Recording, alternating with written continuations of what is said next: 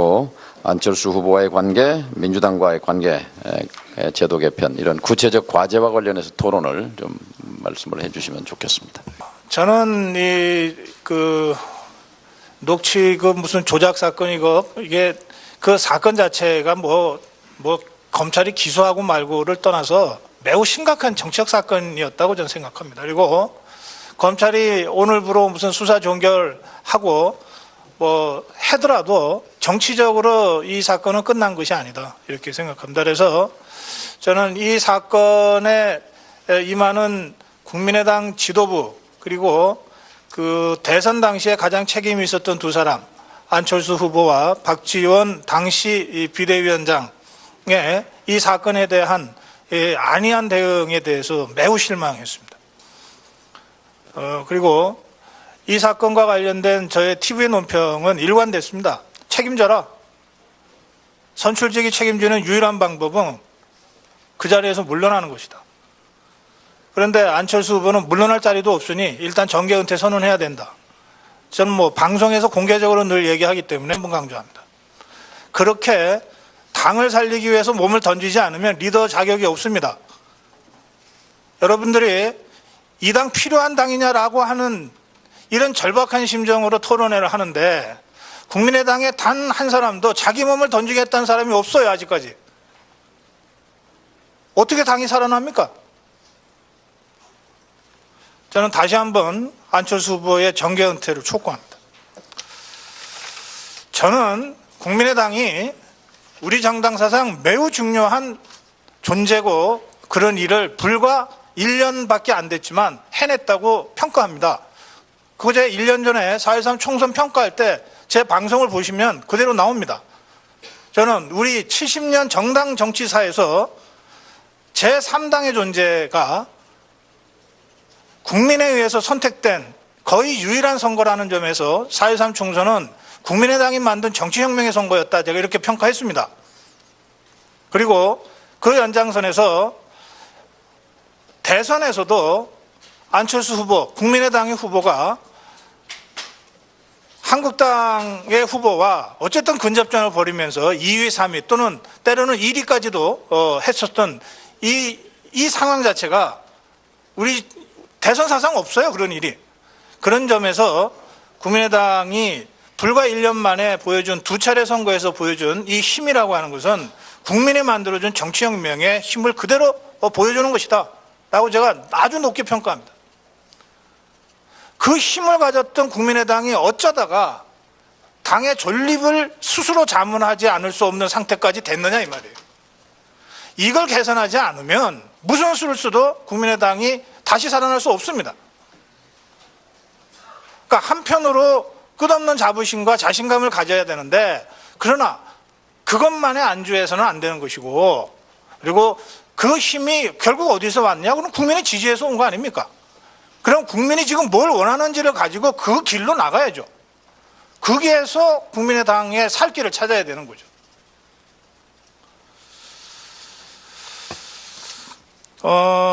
그 점에서 지금 정동영 의원이 조금 전에 서완영 기자와 노동일 교수의 차이점과 관련된 쟁점, 저는 따로 가는 것이 맞다 이렇게 생각합니다. 맞으면 서완영 기자 입장에 저도 동의합니다. 왜냐하면 그게 1년 전에 사당 체제를 만들어준 국민의 뜻이고 그리고 역사적 흐름에도 맞기 때문에 그렇습니다. 저는 오히려 이렇게 질문드리고 싶습니다. 정당이라고 하는 게 이념과 정책으로 자발적으로 모여서 정권을 목표로 해서 뛰는 그런 조직 아닙니까? 그러니까 이념이나 정책이 다르면 굳이 같이 할 필요가 없죠. 굳이 따로 할 필요가 없죠. 그럼 국민의당이 바른정당과 같이 할까 말까를 고민하기 이전에 저는 국민의당은 민주당과 우리가 무엇이 다른가를 다시 물어봐야 된다고 생각합니다. 민주당, 더불어민주당 또 문재인 정부가 추진하고 있는 정책이나 이념과 국민의당이 정말 얼마나 다른 것인가? 도저히 같이 할 수 없을 만큼 그렇게 다른 것인가? 그러면 따로 가야죠.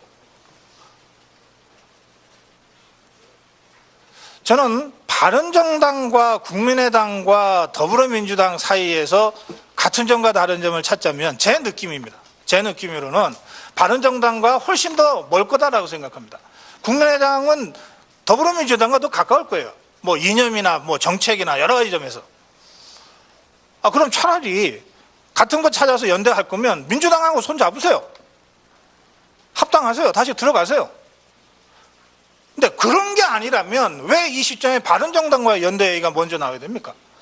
오히려 더불어민주당이나 문재인 정부의 무엇이 문제다라고 하는 것을 시시비비를 제대로 가리는 정당 활동을 해야죠. 그리고 그 과정에서 생각은 다르지만 같은 야당이라는 이 공통점 때문에 일시적으로 이 사안에 관해서는 손을 잡을 수 있다. 이렇게 나가면 어떤지 모르겠습니다. 저는 그것이 국민의당이 기반하고 있는 호남뿐만 아니라 국민의당이 전국 정당이었잖아요. 1년 전에 총선이 그렇지 않습니까? 그 지지를 보내준 국민들의 연망에 답하는 방법이다 이렇게 생각합니다. 한 가지만 더 말씀드리고 제가 막판에 너무 흥분하는 것 같아서 이일영 교수가 큰 이게 진짜 거대 담론을 제시하셨는데요. 학계에서는 사실은 이 부분에 대한 학문적 정리를 지금 막 해야 될 상황에 있는 것 같습니다. 그러나 이제 정치권이나 언론에서 먼저 치고 나가는 것이 이른바 뉴노멀입니다. 그러니까 뭐 그냥 제 식대로 편하게 얘기하자면 새로운 사회, 새로운 현상, 새로운 정치, 새로운 질서 이런 거죠. 그렇게 해석해도 되겠습니까? 자, 우리 사회가 새로운 단계로 진입했어요. 그런데 정치가 그것에 쫓아가지 못하고 있는 겁니다. 그래서 뉴노멀 사회인데 뉴 팔리틱스는 없는 거예요. 그런데 작년 총선에서 왜 국민들이 유권자들이 정치혁명을 국민의당에다 쏟아 넣었는가? 국민의당이 기존의 낡은 정치와는 다른 뉴노멀에 대응하는 뉴 팔리틱스를 할 것 같으니까 그래서 지지해준 거 아닙니까? 그리고 여러분들이 그거 하겠다고 나서서 표를 얻은 거 아닙니까?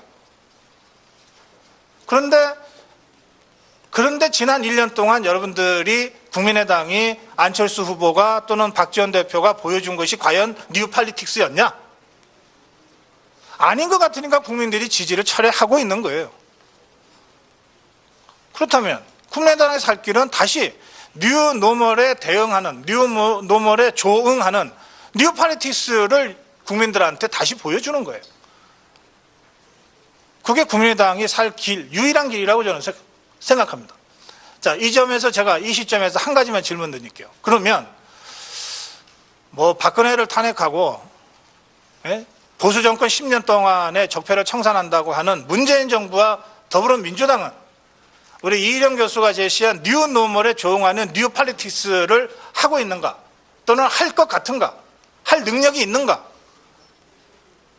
저는 문재인 정부나 더불어민주당이 그렇다라고 생각하면 국민의당이 열심히 도와줘야 된다고 생각합니다. 그러나 이러이러한 이유로 더불어민주당, 문재인 정부가 뉴 팔리틱스를 할 것 같지 않아, 할 능력이 없는 것 같아 라고 하면 바로 그 지점에서부터 국민의당의 뉴 팔리틱스가 시작돼야 됩니다. 그 뉴 팔리틱스를 짊어지고 갈 사람 1년 전에 안철수였다면 그러면 지금은 누가 될 거냐? 이게 한 달 후에 있을 전당대회에 리더십을 선출하는 유일한 기준이 돼야 된다고 저는 생각합니다. 국민의당 필요한 정당인가? 라는 매우 도발적인 제목의 토론회에 초청해 주셔서 감사한데요. 다당제하고 합의제 민주주의가 필요하다는 당 이론에 대해서 동의하지 않을 분은 아마 없을 겁니다. 저도 대한민국의 어떤 그 국가 규모나 이 복잡다단한 그 사회 발전 때문에 더 이상 양당제로 가서는 곤란하다, 다당제가 필요하다라는 여러 학자들이나 정치인들의 주장에 동의합니다. 또 합의제 민주주의 필요하다 해도 동의를 하고요. 그런데 과연 국민의당이 지금 필요한 정당이냐 여기에 대한 그 답변을 제가 드릴 일은 아니라고 생각합니다. 왜 그러냐면 정당이 과연 필요한 정당이냐 아니냐에 대한 답변을 할 수 있는 유일한 사람들은 유권자들입니다. 이건 과거의 전례가 그렇습니다. 간단하게 두 가지 사례만 말씀을 드려보겠습니다. 우리나라 정치사에서 사람들이 여당, 야당이라고만 머릿속에 있었습니다. 이승만 때 못 살겠다 갈아보자 하니까 갈아봤자 소용없다. 이런 거 기억나시죠? 그 여당, 야당만 있었죠. 대한민국 정치사에서 의미 있는 제3정당이 출현했던 것은 제가 파악하기로는 1992년 정주영 현대 회장이 대통령이 되기 위해서 만들었던 통일국민당이 그해 총선에서 31석을 차지했었고요.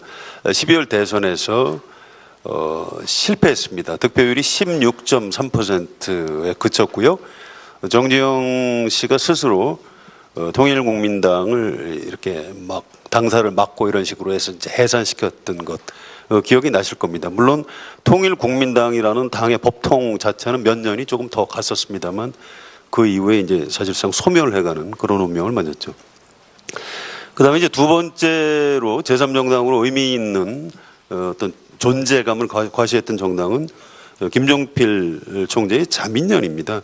1995년 YS하고 정치적 갈등 끝에 탈당을 해서 자민련을 창당을 했고요. 충청이라는 지역을 기반으로 해서 95년에 강원도까지 광역단체장을 당선시켰고 기초단체장을 무려 23명이나 당선을 시켰습니다. 또 1996년 총선에는 더 당세를 키워서 대구 경북까지 지역구 진출을 해서 무려 50석을 차지했습니다. 또 1997년 김대중 총재의 국민회의와 함께 DJP 연합으로 해서 정권까지 잡았죠. 그 장관의 절반 정도를 자민련 출신 정치인들이나 자민련 추천 관료들이 차지했던 것 여러분들 아마 기억하실 겁니다. 그러나 2000년 총선에서 교섭단체 구성에 실패했고요. 국민회의에서 의원 구워주기라는 전무후무한 그런 정치공학적 처방으로 연정을 이어가려 했으나 실패했습니다. 결국 그래서 연정은 깨졌고 2004년 총선에서 참패했고 그 이후에 서서히 이제 소멸을 해갔다. 이런 역사가 있습니다. 자민련의 제3정당으로서의 성공은 충청 지역주의 또 대구 경북에서 일어났던 반김영삼, 반YS 정서 이런 것들이 복합적으로 작용을 했고요. 또 김종필이라는 구심점이 있었기 때문에 제3정당으로서의 존재가 가능했다. 이렇게 생각이 됩니다. 저는 정치학자가 아닙니다. 그러니까 어떻게 하는 것이 민주주의에 옳고 이런 얘기를 할 수 있는 사람은 아니고요. 조금 냉정하고 차가울진 모르겠습니다만 이 우리나라 정당의 역사는 굉장히 일천하고요. 유럽이나 미국처럼 아주 오래된 정당 정치 우리나라 국민들이 아직 다 체험하지 못하고 있다고 생각을 합니다. 그래서 국민의당의 창당과 지금 대선 이후의 과정도 그런 우리나라의 좀 저열한 아직은 좀 수준이 높지 않은 정당 정치 현실에서 파악하는 것이 정직하다고 생각을 합니다. 안철수 대표가 문재인 대표하고 갈등 끝에 탈당을 해서 만드는 것이 국민의당이었고요.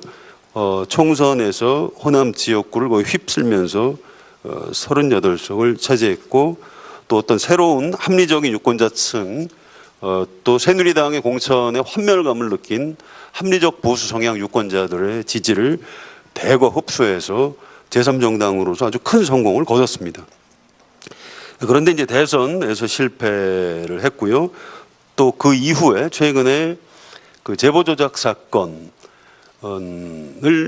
통해서 또 뭐 좀 작아 보이긴 합니다만 이현주 의원의 여러 가지 설화 등등을 보고 그 사건 자체는 뭐 작을 수도 있습니다만 이걸 관리해내는 국민의당 내부에 리더십이 존재하지 않는다는 것을 국민들이 최근에 보고 많이 실망을 해서 아마 정당 지지도가 많이 지금 낮아지고 있는 것이 아닌가 뭐 이런 생각이 듭니다. 국민의당이 지금 40석 의석을 가진 굉장히 중요한 제3정당입니다. 그래서 이 정당이 지금 앞으로 어떤 미래를 맞을지 좀 더 지켜봐야 되겠습니다만 아까 주성용 의원님이 그런 말씀을 솔직하게 하시던데 내년 지방선거에서 좀 의미 있는 성과를 내지 못하면 소멸해 가는 과정 그런 길을 걸을 수도 있다라고 걱정을 하신 것이 저는 좀 냉정하고 현실적인 전망이라고 생각합니다. 처방과 관련해서 그냥 간단히 제 평소의 생각을 말씀드리면 저는 아직도 우리나라 유권자들이 정당에 대해서는 사람을 중심으로 생각을 한다고 생각합니다. 햇볕 정책은 김대중 이렇게 떠올리고요. 그 당시에 뭐 기초생활보장 이것도 그건 김대중이 했다 이렇게 생각을 하죠. 또 군 출신들의 어떤 독재 체제 이것은 김영삼 YS가 끝냈다 이렇게 생각을 하고요. 공직자들의 재산 공개를 통해서 권력과 정치 권력과 돈을 둘 다 가질 수 없게 한 사람은 김영삼이다. 이제 이렇게 기억들을 하죠. 또 마찬가지로 북방 외교는 노태우가 했다 이렇게 기억을 합니다. 또 한미 FTA 체결을 노무현이 했다 이렇게 기억을 하죠. 이게 이제 어느 정당이 했다라고는 사실은 잘 기억을 하지 않습니다. 이게 우리나라 유권자들이 무슨 정치 의식이 낮아서 그런 게 아니고요. 아까 이제 발제하신 분들께서 깃발 얘기를 하셨는데 중요합니다. 정당은 깃발이 중요하죠. 그런데 우리나라 유권자들은 그 깃발을 대통령감, 대선 후보가 누구냐로 그 깃발을 좀 판단하는 경향이 있는 것 같습니다. 지금 국민의당이 맞고 있는 위기의 가장 중요한 부분은 깃발이 없다. 즉 안철수 전 대표가 정치적으로 내리막길을 아주 심하게 걷기 시작하면서 국민의당의 깃발, 즉 지도자, 차기 대통령감이 과연 누구냐? 지금 없는 것 아니냐? 여기에 대한 그 실망감에서 지금 국민의당이 위기를 맞고 있다. 이렇게 생각이 됩니다. 앞으로 국민의당이 민주당하고 연정이든 통합이든 할 것 아니냐 이런 얘기들 많이 하는데요. 이게 참 기묘한 게 제가 바른정당 계신 분들하고 좀 대화를 한 적이 있는데 그쪽에서 바른정당도 자유한국당하고 다시 합당을 할 가능성이 있는 것 아니냐 이 가능성을 열어두고 있더라고요. 그런데 좀 상대적으로 지방선거를 앞두고 만약에 민주당하고 국민의당의 연정이 성사가 된다면 자유한국당과 바른정당도 선거 제휴나 합당을 할 가능성이 높아진다. 이제 이런 얘기를 지금 하고 있습니다. 그래서 지금 저는 개인적으로 정당이 정체성을 그냥 유지하는 게 옳다고 봅니다. 정계 개편 합당 옳지 않다고 생각하고요. 이제 지방선거 앞두고 어떤 이번에 전당대회에 나서는 새 지도부에서 그런 정치적인 쟁점들을 잘 정리해야 한다는 아까 유창선 박사님 발제에도 동의를 합니다. 참고로 이제 작은 의견인지 모르겠습니다만 바른정당하고 통합해야 한다는 의견 현실적이지도 않고 잘 되지 않을 겁니다. 그리고 국민의당의 매우 중요한 정체성 중에 하나는 저는 대북 정책으로 인식을 하고 있습니다. 바른정당하고 차이가 너무 많이 나기 때문에 어떤 명분을 갖다 붙여서 거기하고 뭐 합당을 한다거나 정계 개편을 해도 국민들이 받아들이기 쉽지 않을 것이다 이런 생각을 하고요.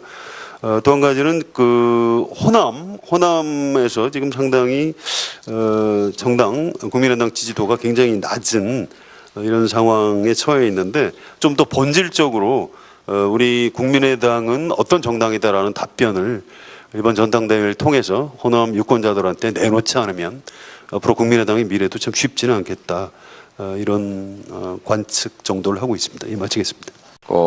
안철수 후보와의 관계, 민주당과의 관계, 제도 개편 이런 구체적 과제와 관련해서 토론을 좀 말씀을 해주시면 좋겠습니다.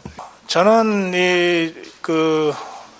녹취 무슨 조작 사건이고 이게 그 사건 자체가 뭐 검찰이 기소하고 말고를 떠나서 매우 심각한 정치적 사건이었다고 저는 생각합니다. 그리고 검찰이 오늘부로 무슨 수사 종결하고 하더라도 정치적으로 이 사건은 끝난 것이 아니다 이렇게 생각합니다. 그래서 저는 이 사건에 임하는 국민의당 지도부 그리고 그 대선 당시에 가장 책임이 있었던 두 사람, 안철수 후보와 박지원 당시 이 비대위원장의 이 사건에 대한 안이한 대응에 대해서 매우 실망했습니다. 그리고 이 사건과 관련된 저의 TV 논평은 일관됐습니다. 책임져라. 선출직이 책임지는 유일한 방법은 그 자리에서 물러나는 것이다. 그런데 안철수 후보는 물러날 자리도 없으니 일단 정계 은퇴 선언해야 된다. 저는 뭐 방송에서 공개적으로 늘 얘기하기 때문에 한번 강조합니다. 그렇게 당을 살리기 위해서 몸을 던지지 않으면 리더 자격이 없습니다. 여러분들이 이 당 필요한 당이냐라고 하는 이런 절박한 심정으로 토론회를 하는데 국민의당에 단 한 사람도 자기 몸을 던지겠다는 사람이 없어요. 아직까지.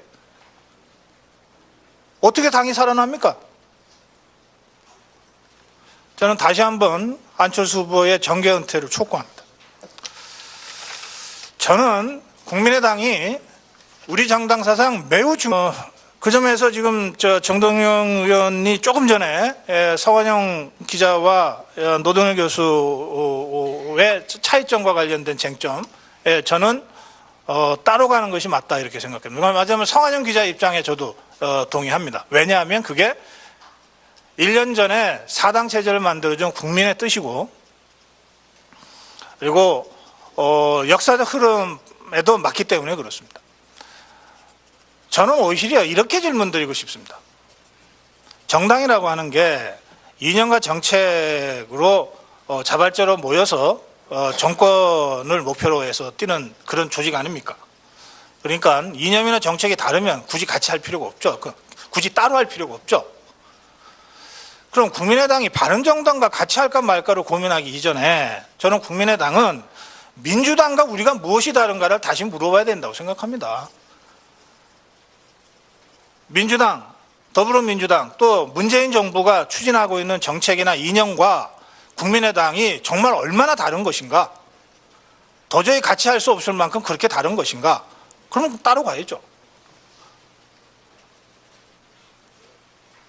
저는 바른정당과 국민의당과 더불어민주당 사이에서 같은 점과 다른 점을 찾자면 제 느낌입니다.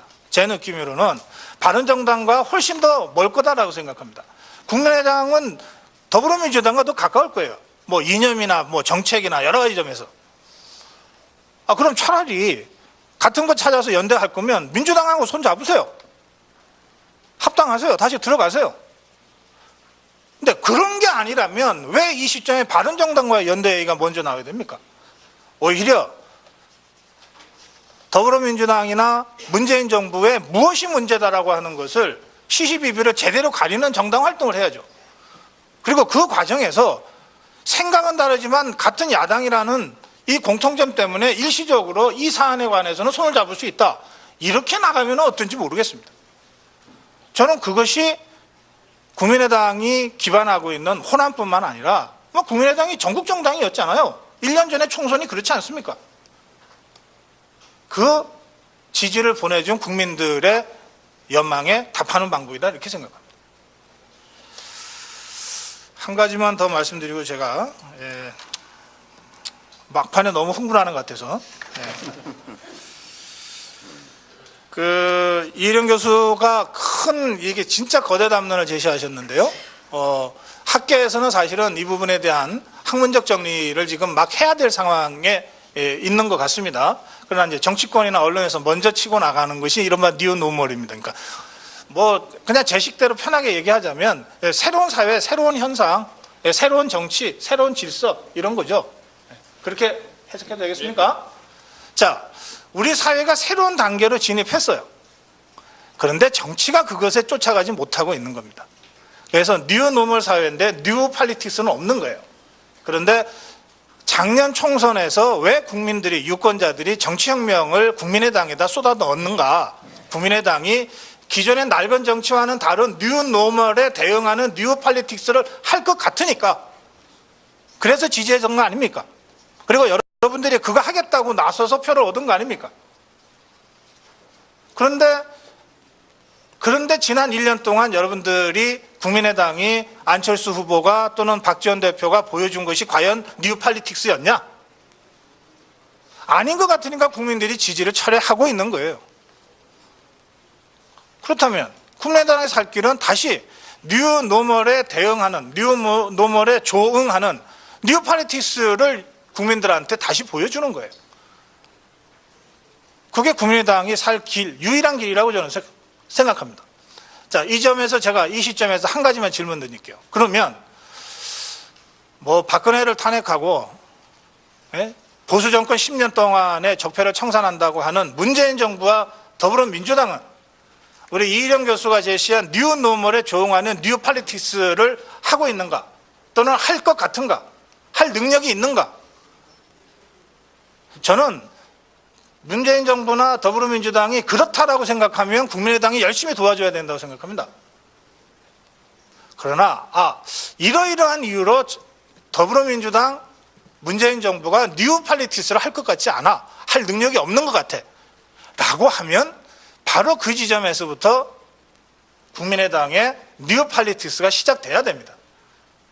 그 뉴 팔리틱스를 짊어지고 갈 사람, 1년 전에 안철수였다면 그러면 지금은 누가 될 거냐? 이게 한 달 후에 있을 전당대회에 리더십을 선출하는 유일한 기준이 돼야 된다고 저는 생각합니다. 국민의당 필요한 정당인가? 라는 매우 도발적인 제목. 중요한 존재고 그런 일을 불과 1년밖에 안 됐지만 해냈다고 평가합니다. 그제 1년 전에 4.13 총선 평가할 때 제 방송을 보시면 그대로 나옵니다. 저는 우리 70년 정당 정치사에서 제3당의 존재가 국민에 의해서 선택된 거의 유일한 선거라는 점에서 4.13 총선은 국민의당이 만든 정치혁명의 선거였다. 제가 이렇게 평가했습니다. 그리고 그 연장선에서 대선에서도 안철수 후보, 국민의당의 후보가 한국당의 후보와 어쨌든 근접전을 벌이면서 2위, 3위 또는 때로는 1위까지도 했었던 이 상황 자체가 우리 대선 사상 없어요. 그런 일이. 그런 점에서 국민의당이 불과 1년 만에 보여준 두 차례 선거에서 보여준 이 힘이라고 하는 것은 국민이 만들어준 정치혁명의 힘을 그대로 보여주는 것이다 라고 제가 아주 높게 평가합니다. 그 힘을 가졌던 국민의당이 어쩌다가 당의 존립을 스스로 자문하지 않을 수 없는 상태까지 됐느냐 이 말이에요. 이걸 개선하지 않으면 무슨 수를 써도 국민의당이 다시 살아날 수 없습니다. 그러니까 한편으로 끝없는 자부심과 자신감을 가져야 되는데 그러나 그것만의 안주해서는 안 되는 것이고 그리고 그 힘이 결국 어디서 왔냐? 그럼 국민의 지지에서 온 거 아닙니까? 그럼 국민이 지금 뭘 원하는지를 가지고 그 길로 나가야죠. 거기에서 국민의당의 살 길을 찾아야 되는 거죠.